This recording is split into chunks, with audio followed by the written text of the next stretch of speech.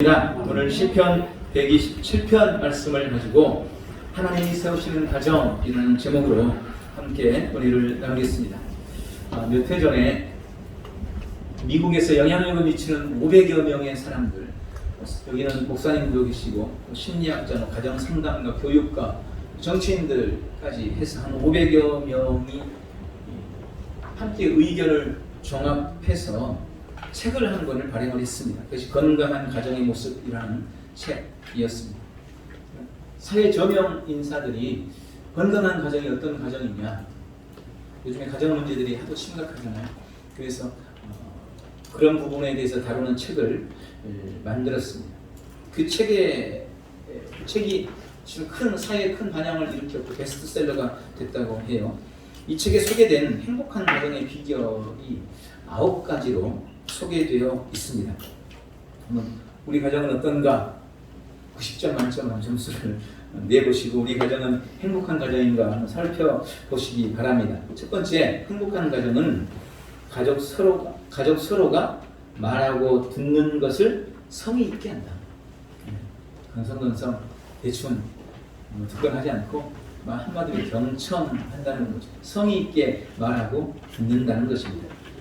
두 번째는 안정된 자기 모습을 보인다. 이 말이 무슨 말이냐면 아버지는 아버지로서의 모습, 엄마는 엄마로서의 모습, 또 자식은 자식으로서의 그 안정된 모습을 보인다는 거죠.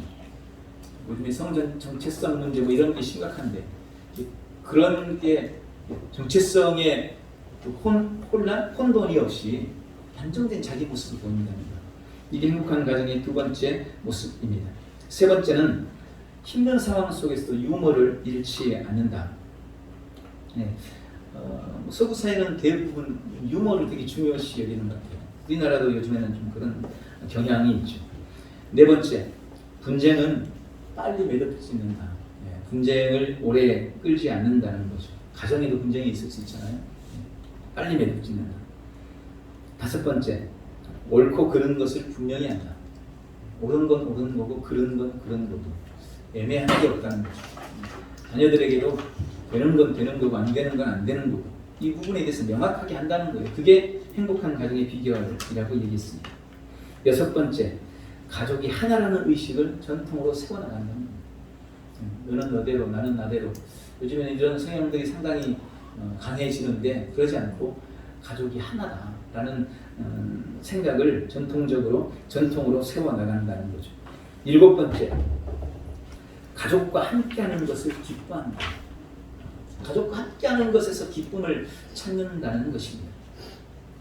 여덟 번째, 자원봉사, 구호활동 등 대외적인 활동에 온 가족이 힘쓴다. 가족 내에서만 행복한 것이 아니고 이제 가정의 영향을 사회적으로, 대외적으로도 표출하는 일에 힘쓴다는 것입니다. 마지막 아홉 번째, 가정에 있는 시간의 길이와 행복의 길이가 비례함을 믿는다. 가정에 있는 시간과 행복한 시간이 같다는 것을 믿는다는 거예요. 어떤 사람은 집에서 없을 때가 행복해. 이러면 안 되고 아빠가 없는 우리 집이 좋아. 이런 게 아니고 가정이 함께 할 때 행복하다. 이렇게 믿는다는 거예요. 여러분 가정은 어떻습니까? 여러분은 이에 비해서 한 60점은 되셨나요? 아니면 한 50점도 안 되는 그런 가정인가요? 한번 우리 가정을 돌아보시기를 바랍니다. 1788년에 에드워드 기본이라는 사람이 로마 제국의 쇠약과 멸망의 역사라는 책을 썼습니다. 그는 이 책을 통해서 당시 최고의 강대국이었던 로마가 멸망하는 데는 크게 5가지 이유가 있었다라고 그 이유를 들었습니다. 제가 빨리빨리 설명을 드리겠습니다. 첫 번째, 인간 사회의 기본인 가정의 권위와 신성함이 훼손됐기 때문이다. 두 번째, 과중한 세금 때문이다. 세 번째, 놀이 문화가 지나치게 확산됐기 때문이다. 네 번째, 지나친 군비 증강이 문제였다. 마지막 다섯 번째, 종교의 쇠퇴, 특히 기독교의 쇠퇴가 그 이유가 되었다라고 봤습니다. 그러면서 그는 인간 사회의 기본인 가정의 권위와 가정의 신성함이 무너진 것, 이것이 로마가 멸망하게 된 가장 큰 원인이다 라고 이 책을 통해서 밝혔습니다. 최근에 들어서도 이 하버드대 교수인 크리스토퍼 도슨 역시 로마 사회의 멸망의 원인에 대해서 연구하면서 가장 큰 이유는 가정이 무너졌기 때문이다 라고 밝혔습니다. 가정의 무너짐이 한 시대를 휘둘렸던 엄청난 대지역의 멸망에 거의 직접적인 영향이 이유가 되었다고 많은 사람들이 생각하고 있는 것입니다. 인도 속담에 그런 말이 있습니다. 가족이 화목하고 한 마음이 되면 문 앞에 돌도 황금으로 변한다. 가정이 하나 되고 화목하면 문 앞에 굴러다니는 돌도 황금이 된다는 겁니다. 영국의 철학자인 조지 에드워드 무어는 인간은 자기가 갖고 싶은 것을 찾아서 세상을 방황하다가 결국에는 가정에 돌아와서 그것을 찾게 된다. 젊었을 때는 가정 밖에 뭔가가 있는 줄 알고 열심히 돌아다녔다가 나중에 다 포기하고 집에 왔더니 가정에 왔더니 그동안 찾던 게 가정에 있다는 것을 그때서야 발견하게 된다는 겁니다. 독일의 시인 괴테는 이런 말을 했습니다. 왕이든 백성이든 자신의 가정에서 행복을 찾는 사람이 가장 현명한 사람이다. 반대로 말하면 가정 밖에서 행복을 찾으려는 사람이야말로 가장 어리석은 사람이다 라고 말합니다. 가정 문제 전문가들의 공통적인 충고 역시 사람이 행복하지 못한 이유는 자꾸 가정 밖에서 행복을 찾으려고 하기 때문이다 라고 이야기합니다. 결국 행복한 사람은 행복한 가정을 가진 사람, 건강한 가정을 가진 사람이 행복한 사람이다 라고 이야기하는 겁니다. 하나님께서 만물을 창조하신 후에 이 세상에 친히 만드신 두 기관이 있다고 하죠. 하나가 교회요, 또 하나가 가정입니다. 직접 만드셨기 때문에 하나님께서는 이 교회와 가정에 애정을 갖고 계십니다. 그만큼 귀하게 여기십니다. 그리고 하나님이 귀히 여기기 때문에 사탄으로부터 가장 크게 공격받는 곳 역시 교회와 가정일 수밖에 없습니다. 지금 우리는 가정의 위기 시대를 살아가고 있습니다. 아마 조금만 관심을 가지면 지금 이 시대의 가정이 얼마나 큰 문제인지, 지금 전 세계적으로 사회가 얼마나 가정을 무너뜨리고 있는지 금방 알게 될 겁니다. 전통적인 가정의 개념들이 무너지고 있습니다. 사람들은 그것을 다양한 가정의 형태가 만들어지고 있다고 이야기하고 그렇게 말하고 또 싶어합니다. 1인 혼자 사는 가정도 전통적인 가정의 범주에 든다고 이야기하고, 동성 간의 가정, 남자와 남자가 서로 살고 있는데 이것도 가정의 한 형태라고 이야기하고 싶어합니다. 결혼하지 않고, 여기 결혼이라는 말은 혼인 신고도 안 한 그런 형태도 말합니다. 그것도 가정으로 인정하겠다는 것입니다. 동거만 해도 그것이 가정이다 라고 지금 이야기합니다. 그러면서 가정의 형태가 점점 많아지고 있는 것이다 라고 말하고 있는 겁니다. 또 요즘에는 아버지, 어머니라는 단어도 너무 가부장적인 단어다. 엄마, 아빠를 결정하는 것도 가족들이 협의해서 꼭 아빠만 아빠가 아니고 여자도 아빠라고 부를 수 있고, 협의만 된다면 남자인 아버지도 아버지가 아니라 엄마라고 부를 수 있다 이거죠. 이렇게 만들어가고 있어요 지금 점점. 엄마 아빠라는 말 자체가 이건 가부장적인 것이고 성평등에 어긋나기 때문에 이제는 엄마 아빠, 아버지 어머니라는 단어 말고 보호자 1, 보호자 2 이렇게 해야 된다. 여러분, 이게 지금 남의 나라 이야기가 아니에요. 우리나라에서 지금 이런 주장들이 일어나고 있습니다. 실제로 국회의원들이 이걸 발의를 했어요. 지금 보호자 1, 보호자 2.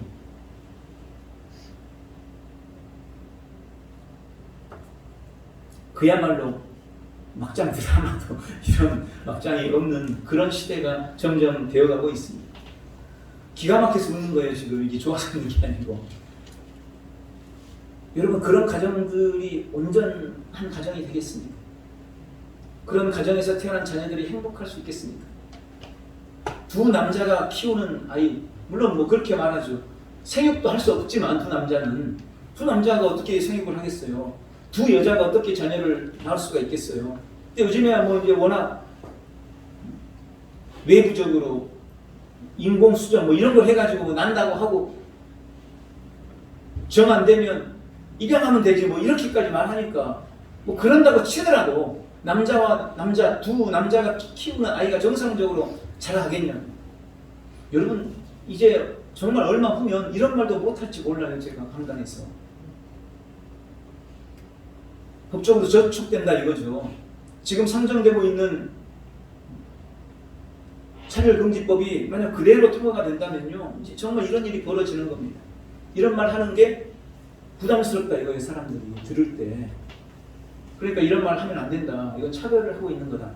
이렇게 해서 저한테 벌금이 물리게 되는 시대가 이제 곧 도래합니다. 이제 곧 도래해요. 우리가 깨어서 정신을 차리지 않으면 가정이 그렇게 무너져가고 있습니다. 이러한 일들은 오래전부터 하나님을 대적하는 자들, 소위 사탄 숭배자들이나 공산주의자들이 만들려고 했던 사회의 모습입니다. 결국은 하나님이 애초에 만드신 가정의 형태를 무너뜨림으로 하나님의 존재를 부인하고, 이것은 곧 나라의 위기고 사회의 위기고 기독교 신앙의 위기이며 도전일 수밖에 없는 것입니다. 이런 전통적인 가정관, 전통적인 교육관, 특히 잘못된 성 개념 등의 이런 급격한 변화와 가치관의 쇠락, 또 혼돈, 이러한 것들은 영적 전쟁과 절대 무관하지 않습니다. 영적인 문제와 절대 무관하지 않아요. 그 배후에 도사리고 있는 세력이 무엇인지, 누구인지 우리는 분명히 인식하고, 이걸 단순히 어떤 정치적인 문제, 또 시대적인 흐름이라고 지나치게 안일하게 생각하는, 낙관하는 그런 어리석음을 우리가 깨뜨려야 해요. 우리 스스로 발견하고 알아야 됩니다. 이게 얼마나 무서운 배후가 있는지를 우리 스스로 알고 관심을 가져야 하는 것입니다. 이럴 때 우리는 더욱 하나님의 말씀과 약속을 붙들고 사탄의 공격으로부터 우리 가정들을 지키고 보호해야 합니다. 하나님이 기뻐하시는 가정으로 세워가는 은혜가 있어야 할 줄 믿습니다. 오늘 시편 127편의 말씀을 통해서 하나님 우리에게 주시는 약속은 뭘까요? 오늘 본문의 주님께서 우리 믿음의 가정들을 세워가시겠다고 약속하고 계십니다. 시편 127편은 다윗의 아들 솔로몬을 통해서 가정에 대해 주시는 계시의 시입니다. 하나님은 본문의 말씀을 통해 가정의 주권이 전적으로 하나님께 있음을 분명히 밝히고 계십니다. 가정의 주권이 하나님께 있다는 것입니다. 1절에 그렇게 말합니다. 여호와께서 집을 세우지 아니하시면 세우는 자의 수고가 헛되며 여호와께서 성을 지키지 아니하시면 파수꾼의 깨어있음이 헛되도다. 여러분, 하나님께서 가정을 세워주셔야만 한다고 지금 말씀하고 계시는 겁니다. 그리고 경고합니다. 하나님이 세우지 않는 가정이 어떻게 될 것인가? 오늘 본문에 세 가지로 경고를 하세요. 하나님이 우리 가정을 세우지 않으면 첫 번째, 집을 세우는 자의 수고가 헛되게 될 것이라고 경고하고 있습니다. 여러분, 누군들 가정을 복되게 세우고 싶지 않겠습니까? 그런데 하나님이 개입하고 하나님이 세워주지 않으면 가정을 세워가려는 우리의 노력이 허사가 된다는 겁니다. 얼마나 많은 사람들이 가정을 복되게 세우기 위해서 노력하고 애쓰고 눈물 흘리고 땀을 흘리고 있습니까? 그런데 그 수고가 헛된다면 이게 얼마나 기가 막힌 일. 그 눈물이, 그 땀이 헛되게 될 수 있는 것, 하나님이 세우지 않으면 그렇게 된다. 우리 스스로만 노력해서는 절대 가정이 아름답게 세워질 수 없다고 지금 경고하고 있습니다. 그럼 내가 노력하지 않아도 된다는 말입니까? 아니요, 그 말이 아닙니다. 하나님이 세우시도록, 하나님이 원하시는 대로 우리 가정을 만들어 가시도록 내가 노력해야 된다는 것을 말씀하고 있는 것입니다. 두 번째는 하나님이 세우지 않으면 지키는 자, 파수꾼의 수고가 헛되게 될 것이라고 말씀합니다. 여러분, 잘 세우는 것도 중요하지만 힘들게 세운 것을 잘 지켜내는 것은 더욱 중요합니다. 그런데 주께서 지키지 않으면 밤을 세워서 성을 지키는 파수꾼의 수고가 헛것이 된 것처럼 가정을 지키기 위한 우리의 노력과 수고가 헛되게 될 것이라고 경고하고 있는 겁니다. 여러분, 집을 지키기 위해서 뜬 눈으로 밤을 세웠어요. 몽둥이 들고 밤잠 안 자고 밤을 세우고 집을 지켰는데 아침에 환해서 밝아보니까 나는 열심히 지켰는데 언제 도둑이 와가지고 우리 집의 물건을 다 훔쳐가고. 그게 얼마나 허망한 일이겠어요. 나는 가정을 세우기 위해서 노력했는데, 나는 가정을 지키기 위해서 노력했는데, 나의 그런 모든 노력과 수고가 아무것도 아닌 것처럼 가정이 무너졌네, 가정이 파괴되고 만다면 그게 얼마나 아픈 일이에요. 하나님이 세우지 않으면 그런 일이 벌어진다는 것입니다. 세 번째, 하나님이 세우지 않으면 모든 수고의 떡을 먹음이 헛것이 된다고 경고하고 있습니다. 새벽부터 일어나서 밤늦게까지 가정을 위해서, 자녀를 위해서 애쓰는 부모님들의 이야기는 특별한 그 누군가의 이야기가 아닙니다.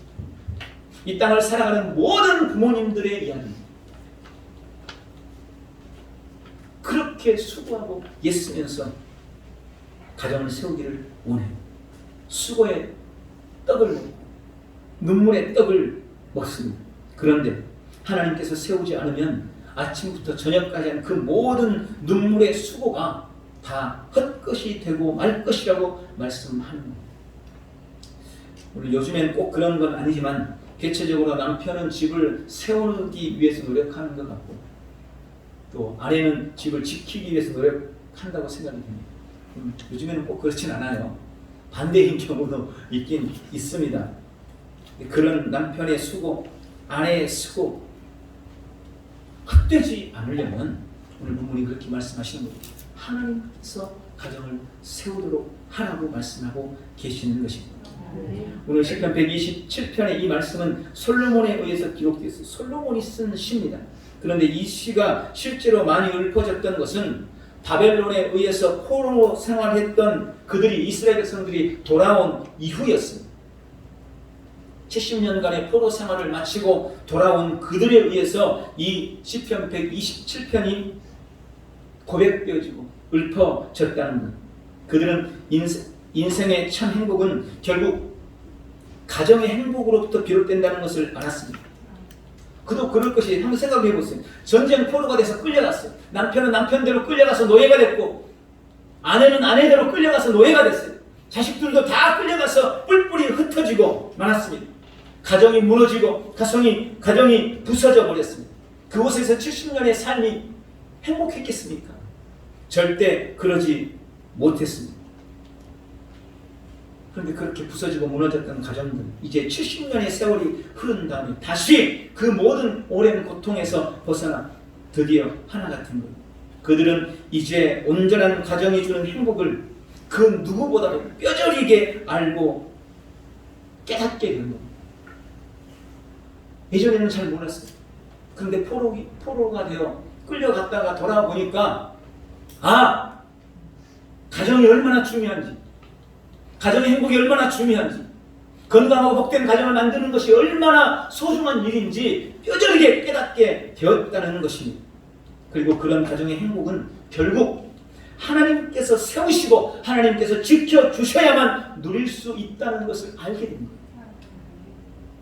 그래서 그들은 하나님의 성전에 올라가면서 그들이 오랫동안 바라고 꿈꿔왔던 그 가정에 대한 소망을 이 시를 통해서 하나님 앞에 간절한 마음으로 아뢰며 확신하고 고백하게 되었던 겁니다. 그들의 이 뼈아픈 경험이 오늘 우리에게도 교훈이 되기를 바랍니다. 그때 그들의 이 애절한 소망이 오늘 우리 온 성도들의 간절한 고백이 되고 우리의 찬송이 되기를 주님의 이름으로 축원합니다. 하나님이 세우시는 가정이 복된 가정. 주님은 지금 우리의 가정을 하나님께서 친히 세워가기를 원하고 계시다는 사실을 기억하시기를 바랍니다. 그러므로 두 번째, 하나님보다 더 의지하는 것을 내려놓으시기 바랍니다. 우리는 신앙을 갖고 삶을 살면서 언제나 하나님을 의지하겠노라고 결단합니다. 그런데 그 결단이 정말 너무나 쉽게 허망하게 무너지는 것을 매일 경험합니다. 오늘 이스라엘은 그들의 아픈 과거를 통해 하나님을 의지하지 않고 하나님보다 다른 것들을 의지하며 살다가 실패한 그들의 경험을 지금 생생하게 우리에게 들려줍니다. 여러분, 이스라엘이 패망하게 된 이유가 뭡니까?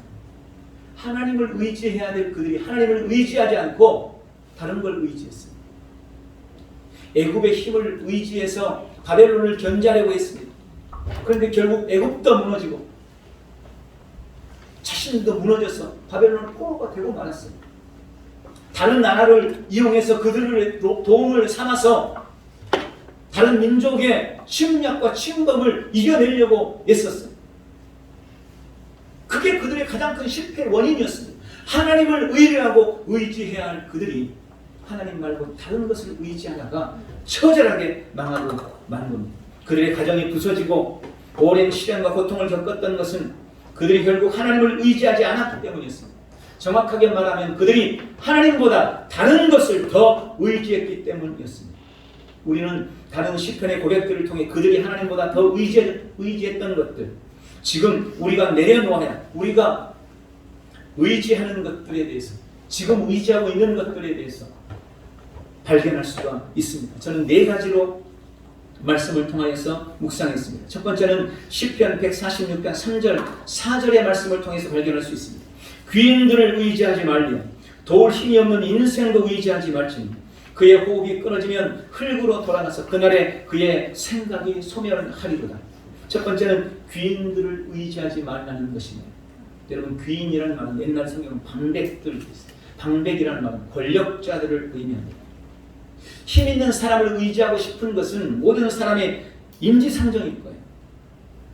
그러나 아무리 힘을 가진 사람이라 할지라도 그들 역시 한계를 가진 인생에 불과하다는 것을 깨달아야 합니다. 그런 사람들, 방백들은 의지하면 의지할수록 오히려 우리에게 낙담과 낙심과 실망과 고통만 준다는 것을 알아야 됩니다. 여러분, 지금 현 정권 말기를 맞았잖아요.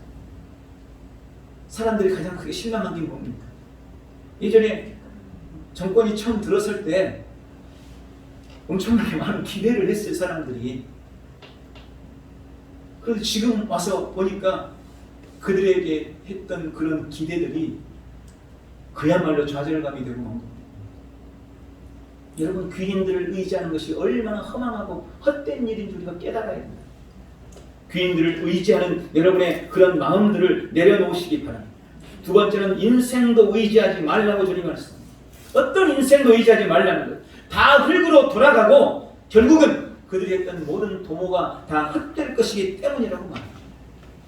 사실 더불어 살아가는 세상에서 사람을 의지하지 말라는 이 말씀이 어떨 때는 좀 비현실적인 것처럼 보일지 몰라요. 우리는 서로 도움을 주고 도움을 받으면서 삶을 살아가기 때문에 그렇습니다. 그러나 우리가 늘 기억해야 돼요. 우리 인생의 연약함. 물론 그 사람의 도움을 내가 지금 받을 수 있어요. 그러나 우리는 이 경계를 잘 지킬 줄 알아야 됩니다. 그게 지혜로운 거예요. 이게 도움을 받지만 의지의 수준을 넘어서면 곤란하다는 거예요. 사람에게 대해서는 절대 그래서는 안 된다는 것입니다.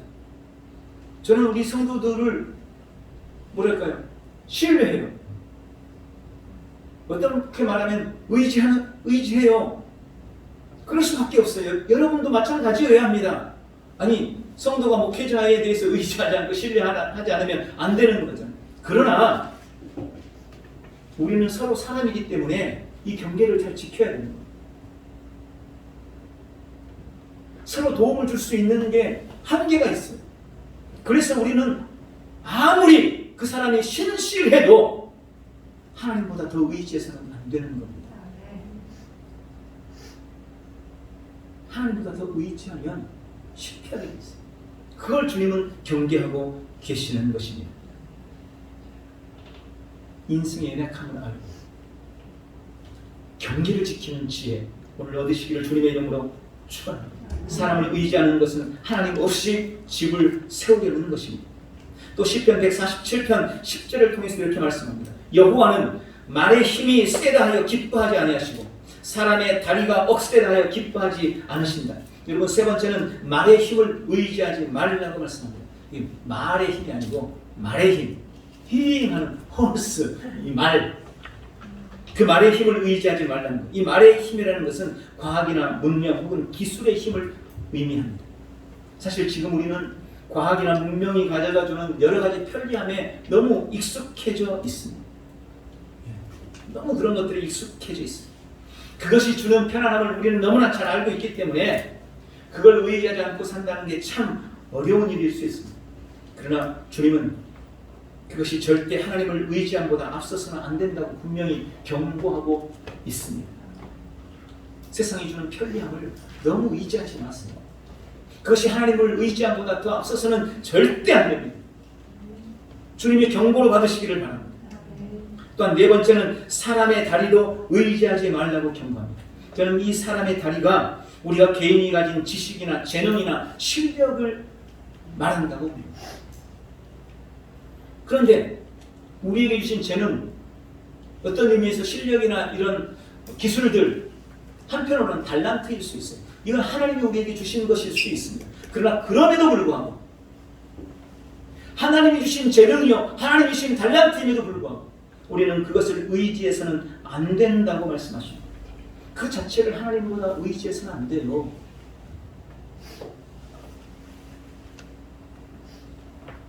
주님은 그것을 결코 기뻐하지 않습니다.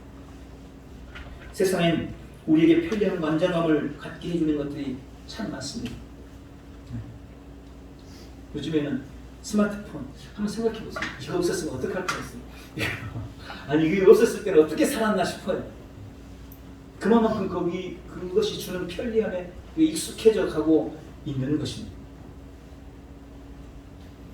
여러 가지 편리들, 자동차, 과학이나 의학이나 혹은 돈, 얼마나 좋은 거예요 돈이.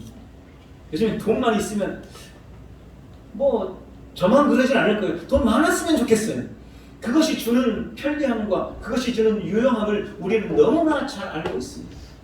그러나 그럼에도 불구하고 가만히 한번 생각해 보십시오. 그러한 것들을 가까이 하면 가까이 할수록 그런 것들이 많이 얻으면 많이 얻을수록 여러분 우리는 하나님으로부터 점점 더 멀어지게 됩니다. 돈 지금 이 정도니까 우리 하나님을 이만큼 의지하고 살죠. 지금이 갖고 있는 돈보다 여러분이 지금 소유하고 있는 돈보다 한 10배가 갑자기 딱 생긴다고 생각해 보세요. 그러면 그때도 지금처럼 잘 의지할까요? 제발 그러시길 바랍니다. 그랬으면 좋겠습니다. 그런데 많은 경우 그렇지 못합니다. 아마 그 돈 쓸어 다니느라고 주일날 못 나올 거예요. 그 써야 되잖아요. 그 많은 돈. 얼마나 요즘에 참 누릴 게 많습니까? 외제차는 말할 것도 없고 요즘에 요트 이런 것도 이제 외제차는 부의 기준이 못 된대요. 하도 흔해져가지고 지금 요트 정도는 가져야 부의 기준이. 우리 돈이 많아지면 그런 거에 자꾸 관심을 갖고 눈독을 들이게 되고 요트 있으면 아니 타야 될 거 아니에요. 그럼 언제 탈 거예요? 주말에 타겠죠. 일 안 할 때. 그럼 주일날 예배는요. 오며 가며 차 안에서 핸드폰으로 예배 드리면서 안주하고 그 즐기느라고 하나님께서 멀어지는 거죠. 주님은 너무나 잘 아세요. 그래서 우리에게 그만큼 안 주시는 거예요. 그런 것들이 주는 편안함, 편리함, 그것들이 주는 유용함. 여러분 그것을 의지하기 시작하면 우리는 하나님을 절대 의지할 수 없게 되는 것입니다. 우리의 연약한 모습을 주 앞에 인정하고 하나님을 의지하기 힘쓰시기를 바랍니다. 나에게 편리하다고 내가 편하다고 그러면 된 거 아니냐고 절대 그렇게 말하지 마십시오. 그것을 의지하는 것이 스스로 집을 세우는 것이고 그 결국은 불행과 파국이라는 것을 아셔야 합니다. 가정의 참 행복과 평안과 은혜는 오직 하나님으로부터 오고 그 하나님을 의지함에 있다는 것을 기억하는 복되는 성도들이 되시기를 바랍니다. 마지막으로 하나님이 세우시는 가정이 되시기를 축원합니다. 그럼 적극적으로 하나님께서 세우시는 가정이 되려면 어떻게 해야 할까요? 가정에 대한 바람과 소원이 담긴 시편의 여러 말씀 속에서 제가 공통적인 몇 가지를 발견했습니다. 첫 번째는 하나님의 말씀에 순종하는 것이 하나님이 세우시는 가정이 되는 비결입니다. 하나님의 말씀에 순종하십시오. 말씀이 가정의 법이 되고 말씀이 가정의 기준이 되도록 해야 합니다. 눈앞의 이익이나 유익보다 편리함이나 쉬운 것보다 혹 손해를 보고 좀 불편하게 여겨져도 하나님이 말씀하신 바에 관심을 가지고 그것을 따르려는 그런 태도와 그런 결단이 필요합니다. 그런 수고가 복된 가정을 만들어 가는 거예요. 좀 불편해도 하나님의 약속과 말씀을 따르려는 노력이 있어요. 그런 은혜가 있기를 주님의 이름으로 축원합니다. 두 번째는 하나님을 경외해야 합니다. 계속되는 시편 128편은 이렇게 말씀합니다. 여호와를 경외하여 그의 길을 걷는 자마다 복이 있도다. 네가 네 손이 수고한 대로 먹을 것이라. 네가 복되고 형통하리로다. 여호와를 경외하는 자는 이같이 복을 얻으리로다. 여호와께서 시온에서 내게 복을 주실지어다. 너는 평생에 예루살렘의 번영을 보며 내 자식의 자식을 볼지어다. 여러분, 이것이 하나님을 경외하는 자에게 주시는 약속입니다. 하나님을 두려워할 줄 아시기 바랍니다. 하나님의 말씀을 무겁게 받아들이고 죄와 악을 미워하며 하나님을 사랑해야 합니다. 하나님을 경외하는 자의 집을 하나님이 세워 가십니다. 세 번째로는 주님의 선하심과 인자하심을 바라봐야 합니다. 여러분, 늘 주님의 선하심을 바라보십시오. 주님이 베푸실 은혜를 기대하고 소망하십시오. 나와 우리 가정, 우리 자녀들을 향한 하나님의 계획과 뜻이 평안이며 소망이라는 것을 기억하십시오. 그런 기대와 바람을 절대로 포기해서는 안 됩니다. 하나님은 선하시고 그 선하심과 인자하심을 주님은 우리 가정에 부어주시기를 원하신다는 이 사실을 기억하고 날마다 주님의 선하심과 인자하심을 바라보시기를 축원합니다. 날마다 그것을 선포하시기 바랍니다. 마지막 네 번째로는 주님만 의지하십시오. 여러분, 무엇보다 주님을 의지해야 됩니다. 오늘 말씀이 주는 핵심이 바로 이것입니다. 귀인들도 인생들도 의지하지 말고 말의 힘도 사람의 다리도 의지하지 말고 하나님만 의지하라는 것, 그것이 오늘 주님이 주시는 약속의 말씀의 핵심입니다. 우리 자녀들에게 부모가 하나님을 의지하고 사는 것을 보여야 합니다. 아, 우리 부모님은, 우리 엄마는, 우리 아빠는 하나님을 의지하고 살고 계시는구나. 힘들고 어려울 때 한탄하고 한숨 쉬는 것보다 다른 나를 도와줄 사람이 어디 없나 찾고 예를 쓰는 것보다 먼저 하나님의 도우심을 구하고 하나님 앞에 무릎 꿇는 모습을 자녀들에게 보이셔야 해요. 그래서 우리 자녀들이 힘들고 어려울 때 그들도 내 엄마처럼 내 아빠처럼 골방으로 들어가는, 기도의 골방으로 들어가는 그런 가정, 이 가정이 복되고 아름다운 가정, 그런 가정을 주님이 기뻐하시고 그런 가정을 하나님께서 세워간다는 것을 기억하시기 바랍니다. 오늘 하나님이 세우시는 복되고 아름다운 가정을 만들어가기를 결단하는 복되고 귀한 성도들 되시기를 축원합니다. 말씀을 냈습니다. 오늘 주님께서 우리 가정을 세워가시겠다고 약속하고 계십니다. 하나님보다 더 의지하는 모든 것들을 내려놓으십시오. 오직 주님만이, 하나님만이 우리 가정을 세워가시도록 말씀에 더 순종하고 하나님을 더 경외하고 주의 인자하심을 바라보고 주님만 의지하는 복되고 귀한 성도들 다 되시기를, 또 그렇게 결단하는 귀한 성도들 되시기를 예수님 이름으로 축원합니다. 기도하겠습니다. 전능하신 주님, 우리 믿음의 가정을 우리 하나님께서 친히 세워가시겠다고 약속하신 귀한 말씀을 인해 감사합니다.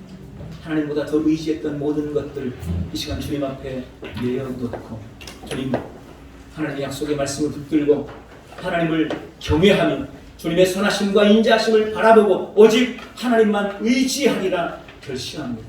우리의 결단과 결심에 성령 하나님 인을 쳐 주옵시고 우리 온 성도의 가정 하나님이 세워가시는 복되고 아름다운 믿음의 가정들 다 되도록 축복해 주시옵소서. 예수님의 이름으로 기도하옵나이다. 아멘.